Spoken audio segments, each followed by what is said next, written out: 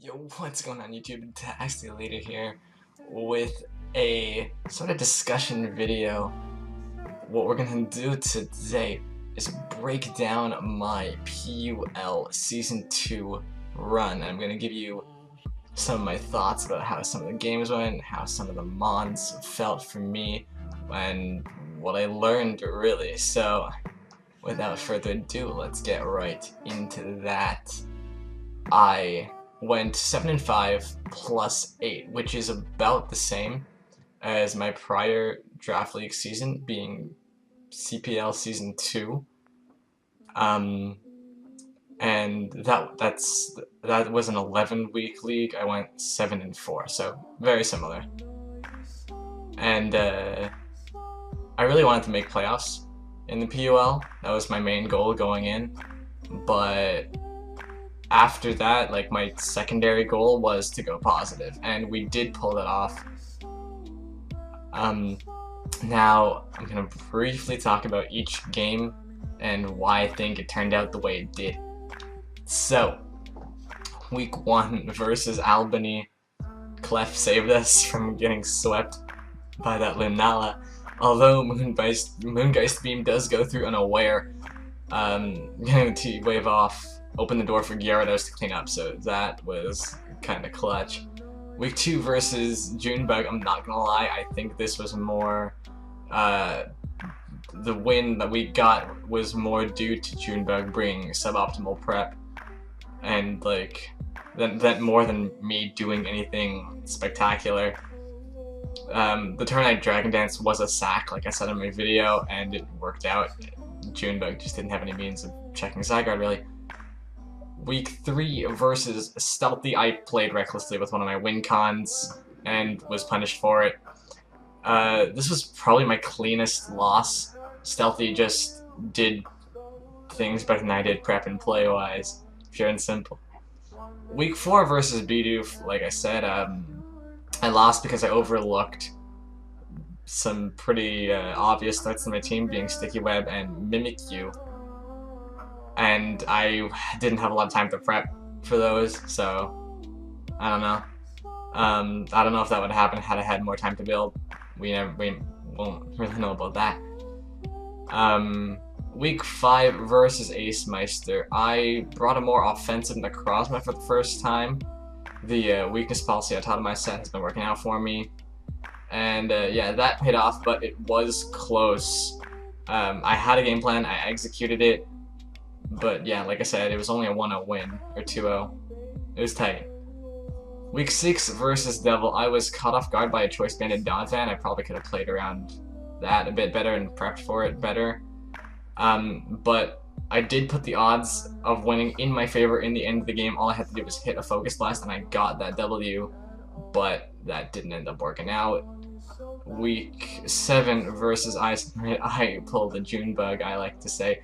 I over-predicted on the Jirachi and lost my chance to remove his biggest threat to my team, as well as losing one of my win cons. However, again, I was given the opportunity to pull the game back had I just hit an Iron Tail or a few Iron Tails, and that didn't happen. What's annoying about these 2 weeks, week 6 and 7, is that had I gotten just a few more differential points, or like even the win versus Devil, then I would have made playoffs, like, as long as everything else stayed the same. So that's just one thing. Week 8 versus Cali, Darkrai was way too good at this game. I could have saved some differential by playing better around the Xerneas, but I really don't see myself ever losing, considering the team we each brought. As I said, I don't think the crit poison mattered. This is probably my cleanest win of the season. Week 9 was a forfeit win. Kinda wish I'd played that game in case I could have won greater than 3-0 and then made playoffs that way. Week 10 versus Junebug, I got demolished. My transaction really bit me here, because my Ninetales was pretty necessary. And I should have kept it, knowing that I would never bring my alternate fire type, being Monferno. week 11 versus Greninja was a little luck, honestly.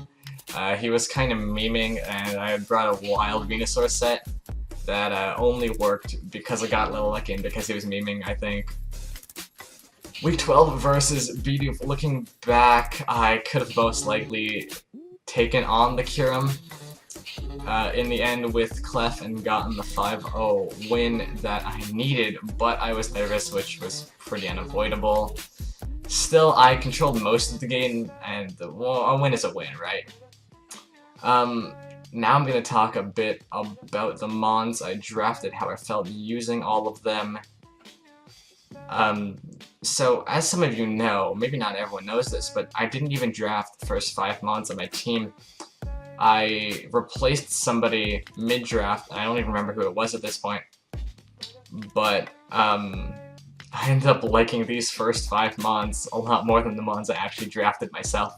So, first up, Necrozma Duskmane is one of the best Ubers you can grab. It's so versatile, so difficult to prep for. It's one of the best defensive Mons because it has good utility, recovery, good typing, and prism armor. And it's also a great offensive Mon because it has a ridiculous attack stat, spammable move pool, and its defensive qualities make it easy to set up if you want to go that route. Darkrai is another Mon that I really liked in format because of its speed, power, and coverage. I was even able to run an SD set that I didn't exactly work out, but a special attacker that doesn't have to worry about Blissey is quite valuable. Darkrai has a great setup move in Nasty Plot, access to Taunt, Knockoff, Sucker Punch as mentioned earlier, and the Dark typing really helped out in my Necrozma. Something I realized that is especially important to have a Dark type in an Ubers League because pretty much every team has that Psychic typing. I was considering suggesting that Darkrai be moved up to Uber Tier 1 for next season because I got it in Uber Tier 2, which is less points. But then I realized, like, after thinking about it, it's completely outclassed by Yveltal, aside from, like, speed and maybe some coverage. But in every other way, Yveltal's better, so Darkrai's good, but it should probably stay Tier 2. Zygarde is a really great Mon that pairs well with Necrozma Duskmane, getting me part of that Steel Dragon Fairy Core. 1000 Arrows is obviously a super spammable move. I think I did this Mon justice by getting it into the kill leaders, as you'll see here. Yeah. Which I think it should always be in the kill leaders, right? But honestly, I think it's better than my matchups allowed it. It has a good speed tier, as many Ubers at base 90 are slower. There's a lot of base 90 Ubers, and the teams I faced just weren't weak to T-Spikes, which usually help out Zygarde a lot. Clefable is possibly the most clutch Mon in Draft League format. It will single-handedly save you from scary setup sweepers, or just pull wins out of nowhere with a few Thunder Waves. I was never actually able to run the Calm Mind set that makes it so popular in Smogon. But I found myself always running Unaware Rocks, and even though I had like Necrozma and Clefable, those two are some of the best rockers in format, and like they're both a great stealth rock users, but they both do so much that I was like hesitant to put rocks on them most weeks. I would rather them do other things, and I wanted to pick up other rockers to alleviate that, but that didn't actually work at all. Overall, I had arguably the best Steel Dragon Fairy Core in the game with Necrozma, Duskmane, Zygarde, and Clefable. But I think I could have made better use of that core had I drafted better hazard removal because like I was just more hesitant to switch around, capitalize on the fact that all these mons cover each other's weaknesses really well. Yeah. Next, Mega Venusaur is the final mon that I didn't draft for myself.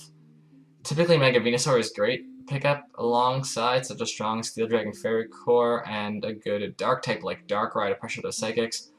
But you really need a very good Dark type to make Venusaur work in Ubers, like I said, because Psychic types are everywhere.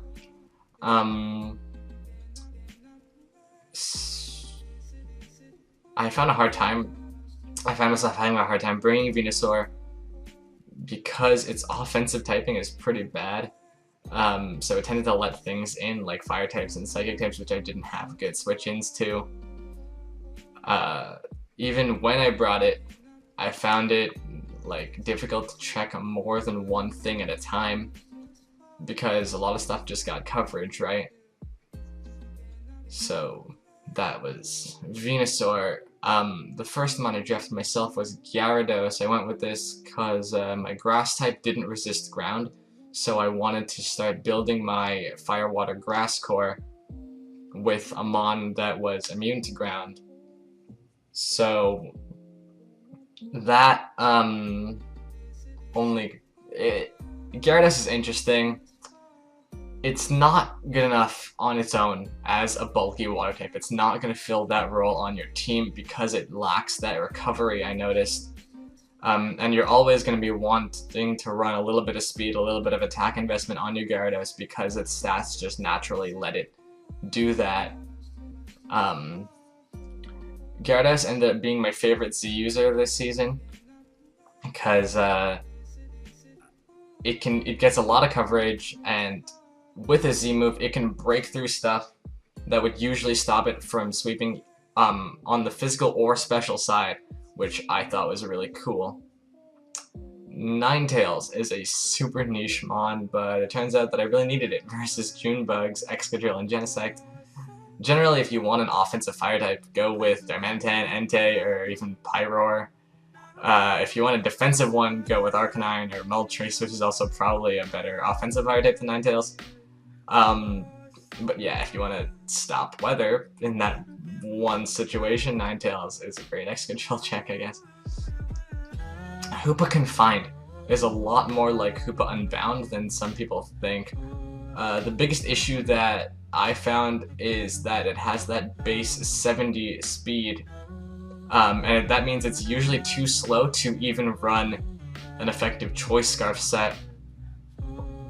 On my team, it sort of did the same thing as Darkrai, but worse. Its stab options are great, but because of its speed and awful defensive typing, the only way to get it in was through really aggressive switches or momentum moves, which I did not have a lot of. Otherwise, it's a fine spin blocker and a great wall breaker if you can get it in and you can afford the team slot, like it's not redundant. Excelgor was my tier 4 pickup that starts off a core that I loved using in CPL Season 2. I drafted it mainly for the T-Spikes because Zygarde really likes T-Spikes because it can run a really nice sub-protect DD set. But generally it's going to do the same thing every week, get up hazards and die. Excelgor is capable of outspeeding some broken stuff like non-Mega Mewtwo, Darkrai, and other uber threats. But if you want to take full advantage of that speed stat, you want to equip it with a Z move, which I did not do. I realized it's just too weak otherwise. You're not going to be able to kill off the things that you can outspeed and have super effective coverage for. I mean, you can probably kill the stuff that is weak to a stab bug buzz, right? If you have like specs or something. But if you want to be able to switch up moves and you want the coverage, then Z move is the way to go for Excelgor. Cryogonal was the second part of that core that I mentioned. It's a tier 5 mon this season, which is pretty crazy. Spoilers, they're moving it up to tier 4 next season. And it's a great removal, like so much You get so much value out of this thing. It's such a unique mon with access to Rapid Spin, Freeze Dry, a good Spadef stat, recovery, and a base 105 speed tier. I know it's a lot of things, and like you can probably say that about every mon, that like a combination of like 5 different qualities makes it unique, but this thing, like, there's really no other mon that does what it does. And I seriously recommend picking up Cryogonal if you're looking for some removal and a mon that can outspeed things like those Pixies, all the base 100 everything mons, and Garchomp is a big one. Hitmonlee and Persian I didn't end up bringing at all. I drafted them just for the speed tier, really. I overestimated how important having a fighting type was, as because of the prevalence of psychic types that I keep mentioning, Hitmonlee would never really be able to spin, so I ended up dropping them alongside Ninetales for Lycanroc, Uxie, and Monferno, and later Gastrodon, none of which I ended up bringing. I don't mind the Gastrodon pickup as much because it at least forced people to be mindful of their electric types more instead of easily being able to run HP Ice. It also forced Junebug's Palkia not to run Choice, because between Clef and Gastro that just shut that down, so if you really needed Palkia check, Gastrodon plus literally any fairy is good. Just limiting Palkia's ability to do anything. Gastrodon would have come versus Sharky, but that game never got played, so that would be the only transaction mon that actually would have showed up to a game. Lycanroc was the other trade that I only read a little bit, regret a little bit. It hits a similar speed tier to Persian, so that worked out for me. At least forces people to creep differently. And it was on the drafts of 2 different teams, I think, that I tested with in mocks, and I decided to drop Lycanroc there. I know that I intended to bring it versus Bidoof. I wanted a Choice Scarf set, but then I switched it for a Banded E-Speed Zygarde, which did the job better. Lycanroc Day is just too weak, honestly. I think that if I had Lycanroc Dusk, which was too expensive, which was why I didn't have it, it would have been able to do the things I wanted to. I think I also wanted to check, I think it was Eisenite who had Talonflame. I wanted to check Talonflame with my Lycanroc. I had a pretty big flying and fire weakness, right? So a rock type would have been pretty solid, but like I said, Lycanroc Day was just ended up being too weak. The only place to draft, wait, where was I? I'm reading my notes, sorry. Yeah, Monferno. Monferno is completely unusable, I'm sorry. The only place to draft the Monferno is a points draft, if like it's a 1-point mon. And even then, if you have like an Ubris points draft, don't pick up Monferno. Ultimately, my transactions hurt me more than they helped me. And in hindsight, I would have rather dropped just Hitmonlee for Gastrodon and kept Ninetales and Persian if I could redo that. Maybe Lycanroc was nice having the rock typing, making people spam fire and flying less versus me, I don't know. But overall, that's what I think about my mons. Now, one more thing I'm going to throw up on screen right now on either side of my face is this little participation breakdown that I made. I just want to go over this because what we can see is that I brought Necrozma every single week, which I kind of expected. Darkrai, I brought to every game except 1. Zygarde, I brought to 10 out of 12, and so on and so forth. You can just read. But like I'm looking at some trends here, right? Venusaur, you can see, I didn't bring for 6 weeks. Half the season, I just didn't bring my Mega. And it only ended up coming to 5 out of 12 games, so less than half in the total season. Which is a little weird. And Gyarados, I brought a lot, right? Up until week 8, I brought it every week except 1. and then in the last 3 weeks I just stopped using it. It's funny how Excelgor and Cryogonal ended up having more usage than stuff like Hoopa, Ninetales, and you know, my other lower tier mons. Excelgor, in fact, had more usage than Venusaur, coming to half my games, 6 out of 12, which I thought was pretty interesting. I brought the combination of my top 4. I brought them in my last 3 weeks, every time. And so like I had the Steel Dragon Fairy Core plus Darkrai, right?